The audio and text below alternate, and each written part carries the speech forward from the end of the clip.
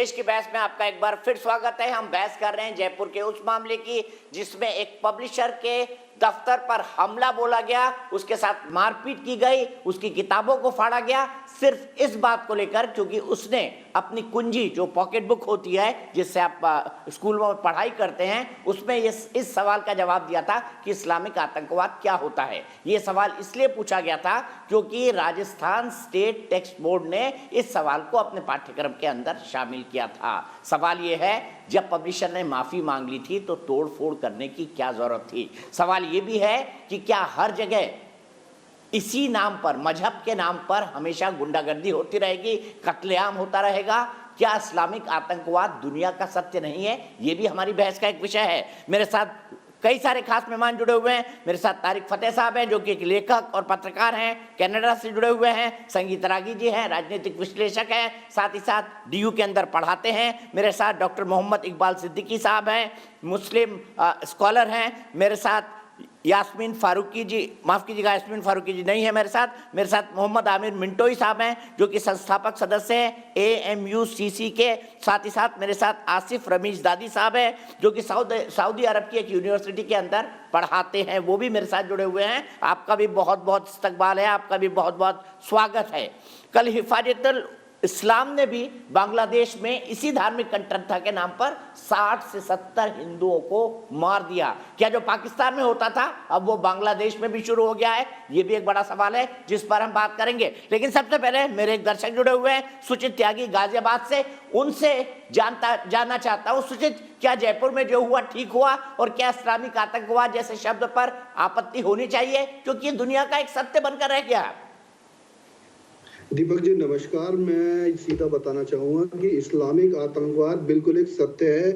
जो जयपुर में हुआ उसकी हम भरपूर, उसकी जितनी भर्त्सना की जाए उतना ही बेहतर होगा। मैं एक छोटा सा एग्जांपल आपको देना चाहूँगा कि 2 दिन पहले यति नरसिंहानंद सरस्वती जी, जिनका डासना का मंदिर 16-17-14 लड़का घुसाता है ये, और अंदर आने के बाद उनकी रेकी करने की कोशिश करता है। जब अंदर के लड़के उसे थोड़ा पिटाई कर देते हैं तो ये बहाना बनाता है कि मैं पानी पीने आता, जबकि मंदिर के बाहर ही बिल्कुल उसके गेट पे ही एक तो प्याऊ लगाई हुई है महाराज जी ने, और सामने वो जो सरकारी नल होता है वो सरकारी नल है, और जो पूरी बस्ती है वो 85% मुस्लिमों की बस्ती है। उसके बावजूद भी वो मंदिर में घुसता है, और मंदिर पे क्योंकि पहले भी कई बार हमले हो चुके हैं और वहाँ के 2-3 संतों की हत्या की जा चुकी है, वहाँ डकैती डाली जा चुकी है, इसलिए महाराज जी ने वहाँ पे बोर्ड लगाया हुआ है कि ये मंदिर जो है ये हिंदुओं का तीर्थ स्थल है, इसमें मुसलमानों का प्रवेश वर्जित है। उसके बावजूद भी वो लड़का अंदर घुस जाता है और अपनी जो कार्रवाई है वो करने की कोशिश करता है। क्योंकि कुछ ही दिन पहले अभी मौलाना हैं कुछ, उन्होंने फतवा दिया कि यदि नरसिंहानंद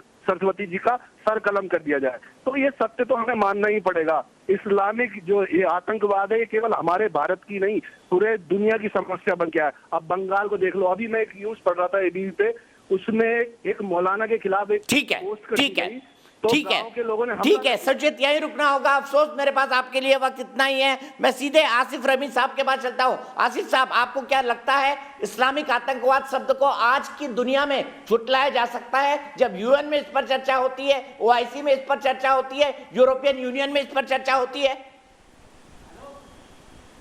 दीपक भाई, सबसे पहले आपको नमस्ते। मैं बहुत ही क्विकली एक बात ये कहना चाहूँगा कि मैं अपने मुल्क और अपने संविधान की बहुत इज्जत करता हूँ। हमें गर्व है कि हम ऐसे मुल्क और संविधान से हमारा ताल्लुक है जो दुनिया में सबसे अहम और सबसे बढ़िया है। अब आपका सवाल ये है कि क्या इस्लामिक आतंकवाद को झुटलाया जा सकता है या नहीं झुटलाया जा सकता? चर्चाएं हर जगह हो सकती हैं।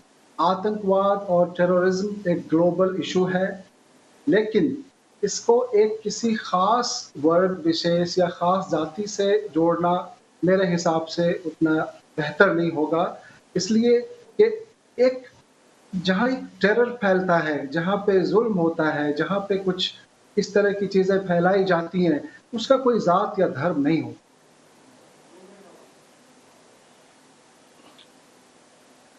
दूसरी चीज ये है कि जैसा आप मुझसे कहा गया था कि कुछ एजुकेशनल बुक के अंदर कुछ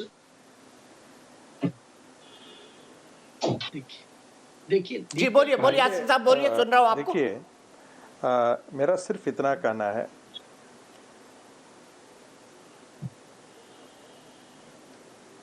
मैं बोलूं या संदीप जी बोलूं? आसिफ साहब आप बोल रहे हैं या मैं बोलूं? हाँ मैं बोलता प्रोफेसर हूँ, आसिफ मैं आप बोलता हूँ। कंक्लूड करिए, उसके बाद में तारिक फतेह साहब और ठीक है, संगीत रागी जी के बिल्कुल। पास जाऊंगा। एक मिनट, जी प्रोफेसर मैं आसिफ साहब एक कुछ कंक्लूड एजुकेशनिस्ट करना होने चाहते के हैं, प्रोफेसर नाते साहब बोलिए। और एक एजुकेशनिस्ट होने के नाते, एक राइटर होने के नाते मेरा ये मानना है कि जैसे टेक्स्ट बुक की बात कर रहे थे, मुझे बताया भी गया था कि इसमें डिस्कशन होगा, तो उस टेक्स्ट बुक के अंदर एक मॉडल सोसाइटी को रिप्रेजेंट किया जाना चाहिए। मैं खुद एक एजुकेशन से और एक ऐसे मुल्क से मेरा ताल्लुक है, खासतौर से जब आप किसी बाहर के मुल्क में रहते हैं तो आपको पता चलता है कि आपका मुल्क आपके लिए कितनी अहमियत रखता है और आपको उससे कितनी मोहब्बत होती है। लेकिन उसमें इस चीज का आना, किताब के अंदर कोई ऐसी चीज का आना जो किसी एक खास रिलीजन या इसकी तरफ इशारा करे, मेरे ख्याल से वो उतनी अच्छी बात नहीं। लेकिन जिन लोगों ने इस चीज को खत्म होने के बावजूद भी इसमें अगर किसी तरीके का टेरर फैलाया या किसी भी तरीके के गलत रास्ते को अप्रोच किया, प्रॉपर चैनल को नहीं यूज किया, तो उस तरह की चीज हम बिल्कुल एक्सेप्ट नहीं कर सकते हैं, क्योंकि हमारा ठीक मुल्क है, बहुत मैं बड़ा सीधे मुल्क तारिक है फतेह साहब के और पास चलता हूँ। तारिक फतेह साहब मुझे बताइए, फिर लश्कर तैयबा और जैश ए मोहम्मद क्यों हैं? मुझे बताइए, फिर लश्कर तैयबा और जैश ए मोहम्मद क्यों हैं? ये तो अगर मैं प्रोफेसर आरिफ साहब की बात को सही मान लूं तो।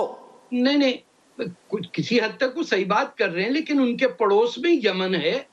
आप देखिए कि दुनिया भर में सबसे बुरी हालत जो मुसलमानों की है वो यमन में हो रही है, क्योंकि एक खित्ते को, एक ग्रुप को ईरान पैसे दे रहा और दूसरे को सऊदी अरेबिया दे रहा।